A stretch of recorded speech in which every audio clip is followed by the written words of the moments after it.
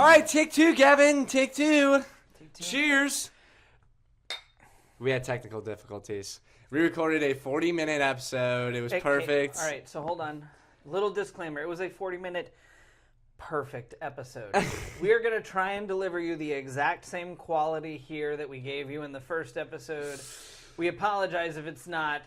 You're not going to know. No. Because nobody's ever going to hear that Nobody's episode, ever going to know. Which actually breaks my heart a little. I'm not going to cry.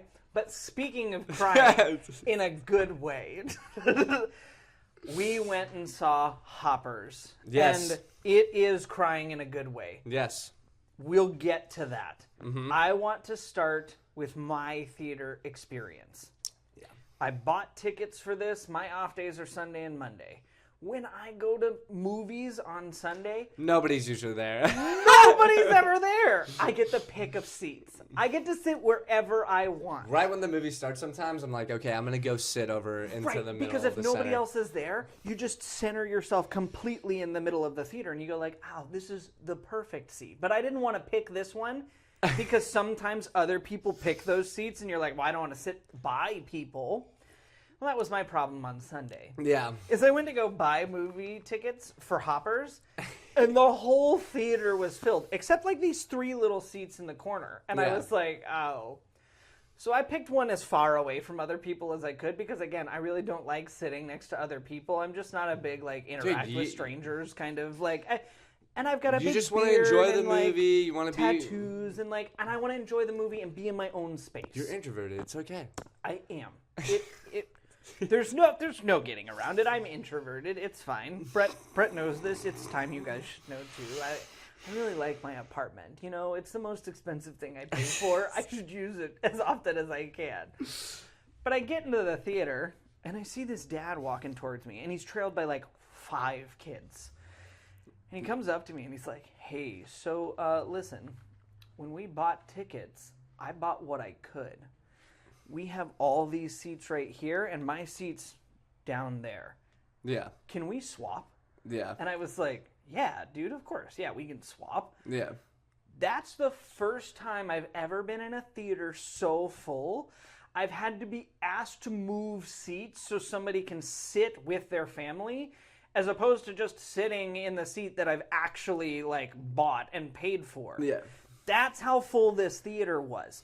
We haven't had that since Harry Potter and Avengers. And even for, like, Pixar movies are usually typically, you know, it fills up probably like half the theater and stuff. But for an original story like this, which is fairly new, and how good the reviews were coming out, I think people were definitely, like, enticed to go see it. But my theater experiences were, like, similar to yours. I always go... Listen, I gotta sit in the seat that I chose because I can't handle the anxiety of somebody.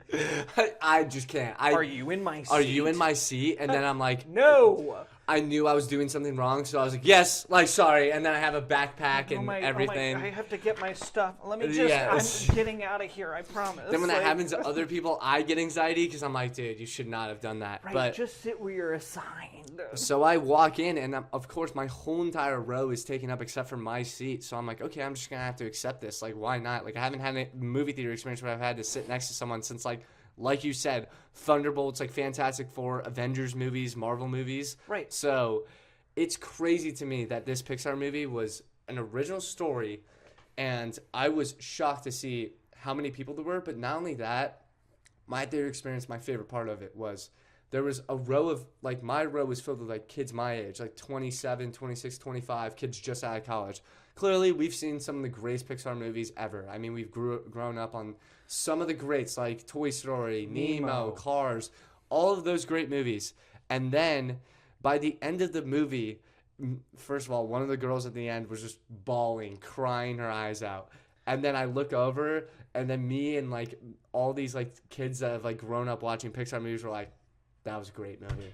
And it truly was. It brought back the childhood side of me, and I enjoyed this movie from start to finish. It was great. And I think, like you said, Pixar is back, and they really got the core of their messaging in this movie, like, absolutely on point. It's the perfect way to encompass this movie as Pixar is back.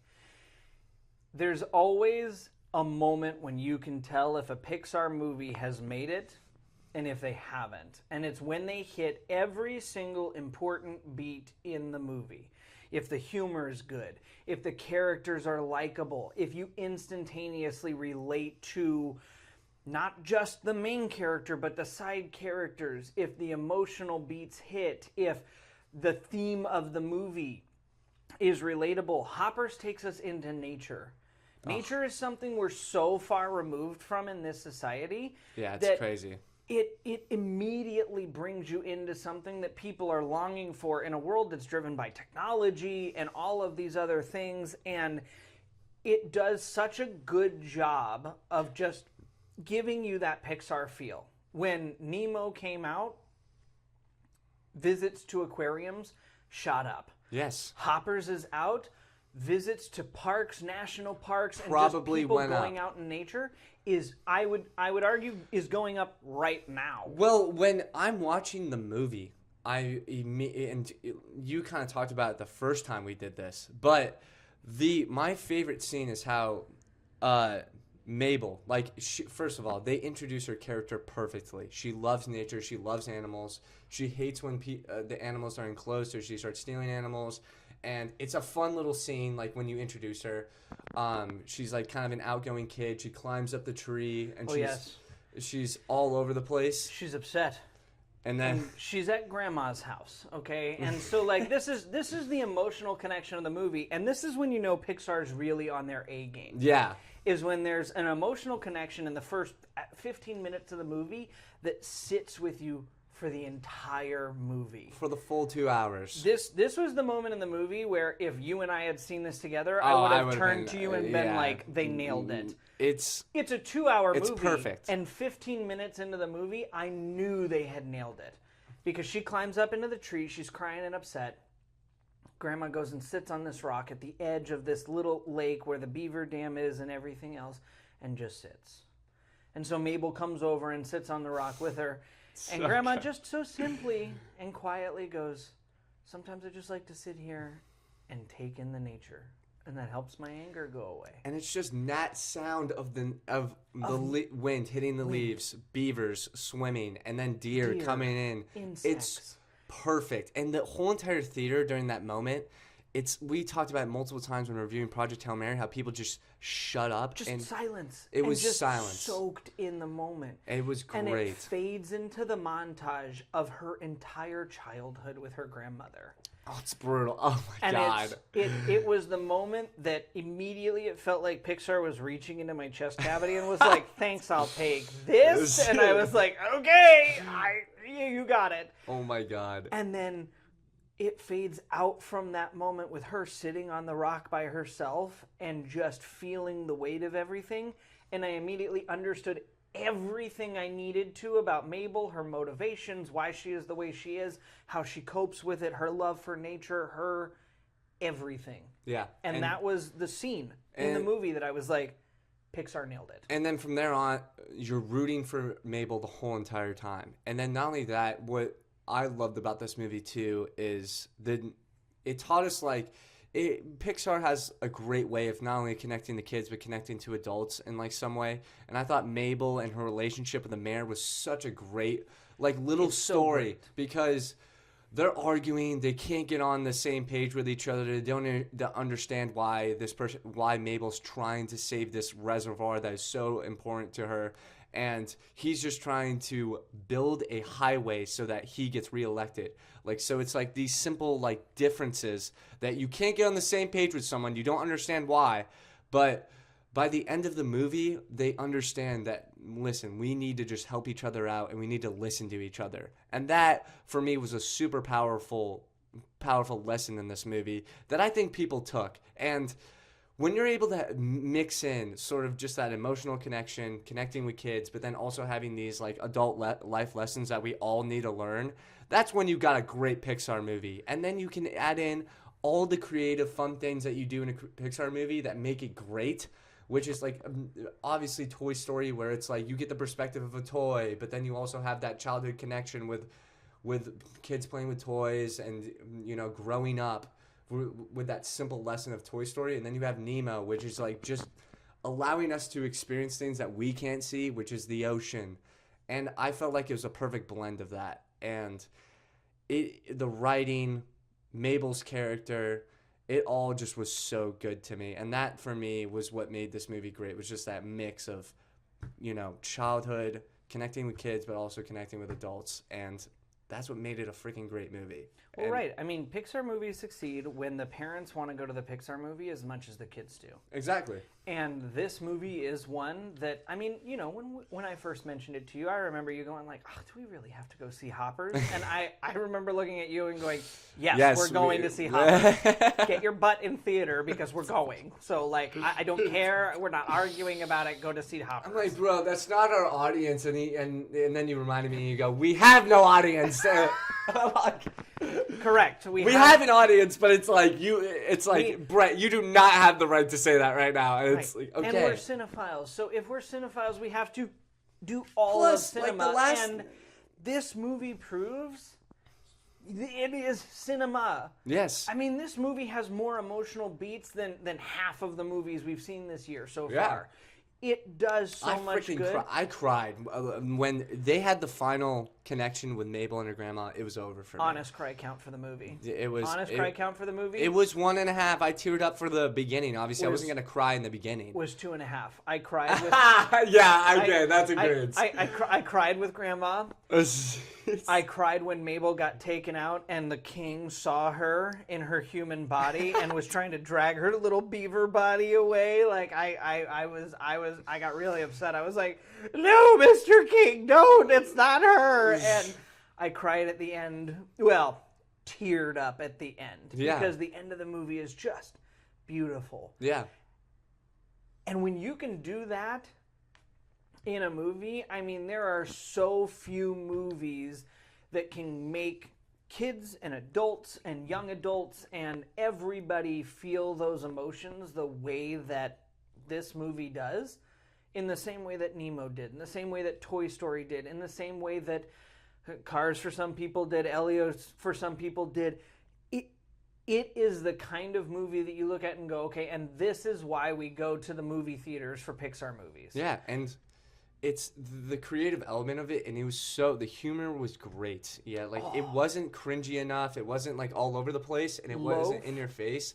It was just carrying on with kind of the story and everything. And I mean, when they do the pond rules, when they introduce the pond rules, it's so funny. I mean, you have the lazy badger, and I was dying because I mean, quick, we have to get to the quarry. No, he just dips into the water, and she's like, "Where are you going?" In the bear's mouth, and then he goes. She goes, "Wait, what's going on?" And then he goes, "What? You disrupted pond rules." And then they explained pond rules the whole entire time while literally natural selection is happening. And like the scientists watching it from the computer are just like, what is happening? Being like, they're taking me to their king. And they're like, that's so ridiculous because like mammals don't have kings. And then, is that a beaver wearing a crown? Right. Like, why are you so concerned about his crown? It's because he has a crown.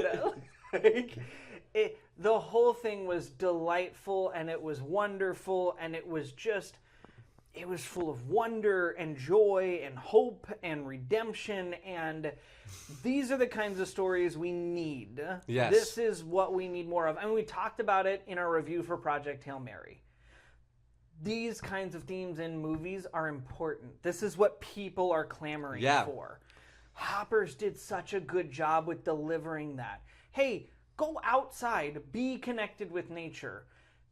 Let people redeem themselves. Find a way to connect with people you don't agree with without just constantly butting heads and yelling over each other. Yeah. Work towards the common good. Respect nature. Like, these storylines are good storylines, but they're also important lessons. And it's just funny too. And the creativity of it too, of just a person becoming an animal and then seeing nature and then dealing with the personalities of, like, for example, the lizard. We all know, like, the meme of everything. You knew the lizard was you knew of the lizard before the movie was even out. And by the way, what a great marketing ploy. Yeah. We talked about it with Elio. It was way too expensive. And not only that, it just didn't seem to have that sort of like connection with anybody. It kind of just did. It failed to connect with people. I feel like you liked the movie, and it was just divided. It wasn't. We'll talk about Elio like we talk about. I brought it up because it happened in the office. Yeah. Max was talking with Vinny about Hoppers. Yeah. Because he went and saw it, and Vinny was like, "Well, what did you think of it?" And so we asked him, he said, on a scale of 1 to 10 from Pixar movies, 1 being, and Max goes, Cars. And, you know, that's the age-old debate because it's your favorite movie. And then you just go, what? And I was like, Cars? 1? Correct. And then it just sparks. Like, that's the thing, though. And it just sparks. But, you know, that's the difference in Hoppers is what I feel like. Is like, Elio, I love. Cars, you love. There's Pixar movies that some people love and some people hate. Hoppers is one everybody loved. If you don't like this movie, then what? Like, you're never gonna get a good Pixar movie again because I don't know what you want. You can't be satisfied. Seriously. I mean, adults, kids, parents, grandparents, college students, everybody, as I was leaving my theater, was talking about this movie. Yeah. After it was done. The people were talking about the lizard in marketing before the movie came out. Yeah. This is the first Pixar project to gross $120 million in profit while still spending several hundred million on production. It takes a lot to make a Pixar movie. It takes a lot to make a Pixar movie, but because it's so good. Yes. This is the stepping stone for Pixar doing things the right way. And it just has to have that relatable, I don't know, relatable tone to it where it's like you feel the character, like Inside Out, for example. It's like growing up. Inside Out is great. Growing up, and then we have this like disconnection. We're inside all the time, obviously, because we're working, and you know, people just have to literally live their lives. But when you give us this like different perspective of like just enjoying nature and then a person that wants to save nature, then you're just rooting for that character the whole entire time. And then when you add in the creative and humor to it, then it just makes it a really enjoyable movie. And what's a 2-hour runtime or an hour and 45-minute runtime feels like hour and 20 minutes. I want to say it's 2 hours 7 minutes. Yeah, and which for me felt like 90. It didn't. It felt like 90. It was so funny, so enjoyable, and it just kept on moving, and it was a really good time. And by the way, not a short list of important people in this movie. Yeah, Meryl Streep. That's crazy. You know, that's funny because as soon as you said that, I just thought of Ryan Gosling, Grace when he goes, Meryl Streep. Man, she's good at everything. It's just... And it's really true. Like, she can do anything. And by the way, hold on. The Insect Queen moment, can we talk about that? Oh my God. When... Dude, she's flipping out, pressuring, and then all of a sudden, boom, the whole theater goes, oh my God. Dude, the dad who I had swapped seats with was sitting a couple seats down from me, and he audibly gasped. Yes. He was like, because it's like you just eliminated a character from like off the map like that. Well, and friggin' Mabel wiping the bug juice on the back wall killed me. Like, the kids next to me were so distressed, and Dad was like trying to calm them down. He was like, they're not really dead. And there's like a couple. It's crazy. And like, you got me caring about. I'm just like laughing, just torn up laughing. It was so great. Every part of this movie, like, I want this movie to come to streaming so I can watch it again. That's an iconic moment for me in a Pixar movie. Like, obviously, Just Keep Swimming, for example. Just Keep Swimming. That lives in my brain for Nemo. And then, obviously, Cars Ka-Chow. That moment is, for me, like a top-tier Pixar moment because of the theaters we had. They go, one guy was literally just like, oh my God, like, I can't believe they just did that. It was crazy. Top-tier moment. The flying shark. Yes. It's the most ridiculous thing in the whole movie. And it's still so funny. Why not? The X in the sky to call a threat level predator or whatever they called it. And that's the nicest person ever. You think that, like, whatever they're calling is going to be like some big beast, but then I thought about it and I was like, they already we have like a grizzly bear here. Yeah, what kind of creature are they calling? And it's Giant- just birds carrying this huge great white like shark through the air. Seeing it and then you talking about it is just making it more funny. And It's like just, Mayor Jerry turning around and being like, oh my Is- god. It was every moment of this movie was so good. Yeah. And it comes at a perfect time too, because we're getting set up for Disney upcoming projects. Yeah, I mean, Sequels to old classics like Incredibles, Ice Age, and Lilo and Stitch, but also some sequels to some newer franchises, Frozen, which much respect to Frozen. listen, I watched Frozen a couple times and I was singing the soundtrack all the time. The soundtrack. Story's pretty good too. Soundtrack slaps. The up story's pretty good too. I love Olaf. Love Olaf. See, like He's no. Listen, 100% respect to Frozen, but I have two little sisters, yeah. and So they watched that movie 100,000 times. So if we turned it on today, I could probably still quote you Frozen 1 and maybe Frozen 2. Oh I my don't gosh. want to. So, like, when we go see Frozen 3, I don't need to go back and watch the old ones. I might, but I don't need to. Yeah. I'm excited for Frozen 3. This project makes me excited for Frozen 3. And the project that I do want to talk about and know nothing about is Hexed. Yeah. I have no idea what it is. Yeah, but after this, I am interested in anything. You gave my trust back. Right. You gave my trust back. After Elio, it kind of was just like a division. It's either for you or it isn't. It's kind of just out there. They kind of went a little too far with it, in my opinion. But now you've gone back to kind of the roots of keeping it simple. This is located in just a suburban area. Like, it's nothing crazy. They're not going into space, across different dimensions and universes and stuff. They're just keeping it ground level and keeping it relatable. And then also just giving us a different perspective and then having that creative humor to it. It's when that's what I think when they had, all right, with our next original, like, what did we learn? What do we need to do better? And they're like, okay, let's look at this Fake Cine-Files podcast. And let's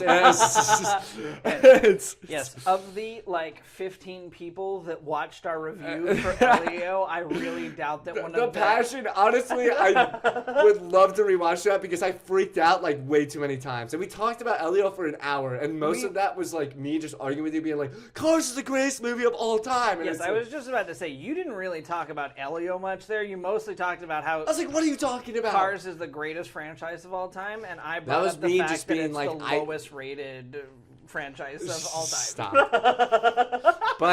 But yes, when you can find something that everybody loves, it's important because clearly Cars is a split franchise. Elio's a split franchise. Toy Story's not. Nemo is not. Hoppers is not. People literally are talking about Toy Story 3 probably more than some MCU movies, bro. It's Right, insane. People are like, oh, I'm going to see Toy Story 5. This- They could come out with Toy Story 10, and I still think it would just live People on. would go see it just because it has Toy Story in front of it. Not necessarily because it's going to be amazing, but Which one was it? Was it Toy Story 4 where I literally thought they were going to end... Oh Toy my Story God. 4 because he went to college. Yes, but the ending when I thought they were gonna go into the incinerator. Dude. Oh my God, that is. I was like, this can't happen. What are we doing here? And then they finally get picked up at the last second. But you had that moment where you're like, oh, my childhood is just gonna get eviscerated. What are we talking about here? That's okay, because the moment from Toy Story 4 that still sticks with me to this day, even though I've not seen that movie in 2 years, is I think it's Toy Story I'm 3. trash. I think it might be Toy Story 3 that moment happened. Either way, It is Toy Story 3 because it's Toy the Story evil 4, teddy bear. Yeah, Keanu Reeves was in Toy Story 4, which is why I remember that. Either way, but This paints a really good picture for upcoming Disney yeah, and Pixar animated projects. it gives me hope. It gives me a lot of hope, and I hope that this means next time that I say, hey, Brett, Oh yeah, we're going to see a Pixar movie in 100% theaters. yes. Instead of, oh, do we have to? It's going to be, I already bought my tickets. What took you so long? Yeah, I think not looking at the trailer, I don't think I'm gonna watch because I didn't watch the trailer for Hoppers. I didn't really know what it was about. So And that I think kind for of Pixar movies, that kind of like nuance and just not knowing what it's going to be about gave me sort of I like a better doing viewing that. experience. The only one I've already watched the trailer for, and it's because I mean, The we've been Incredibles, talking about it maybe. the entire time, and I'm very nervous about what they're going to do with it. What? Is Toy Story 5. And it's because the protagonist is an iPad. And I feel you. And that makes me concerned because we just went from going out in nature and doing all that stuff right, to being stuck behind a screen. Yeah, to like talking to technology Now, again. there could be a good lesson in there, and I mean, you still have the great voice actors of Tim Allen and people returning to the project, so it's still Toy Story. Mm-hmm. It depends on how they execute it. This project makes me feel very hopeful for it, but I'll watch trailers for that. I wonder how packed those theaters are going to be. That's going to be crazy. After Hoppers, I imagine we're going to have to elbow our way through people. What do you think makes more money, Toy Story 5 or Mario? Toy Story 5. Yeah. That's honestly, that's crazy to say. Honestly, because I think I'm so. super excited for Super Mario Galaxy because it's like and gonna lots take of it. adults are because they grew up playing Super Mario, which is like, that's a good like that. Honestly, you kind of have to. Pixar, here's your new standing point. If you can beat Super Mario and Chris Pratt, because that's like a universal product. You're crazy. on a good standing. And honestly, right now, Hopper's profit margin and total money made. 120 million. It's pretty crazy. It's great because right now, it's standing just below the second highest grossing movie of the year in Scream 7. So I can't believe that's like a thing. Wow. Yes. Give Project Hail Mary another week. It will become the first highest grossing movie of the year. It made $80 million this weekend. It will pass 120. Honestly, I feel like it's probably like Project Hail Mary is probably just going to make more throughout time. But either way. Anyway, let's do reviews. We haven't done a proper Pixar review in a while. Mm-hmm. Where does this one sit for you? It definitely sits in. I wouldn't say like. What do you mean, like top 10? Or like what are you talking about? No, let's get your number review. I mean, for me, Yeah. I think I'm not gonna try and reorder my top 10 right now. I can't. I need like a list to be honest to see it. It might squeeze into the top 10. It's definitely not top 5. This one It was a great movie. Yeah. But I think for me, it's probably 5 through 10 somewhere. Yeah.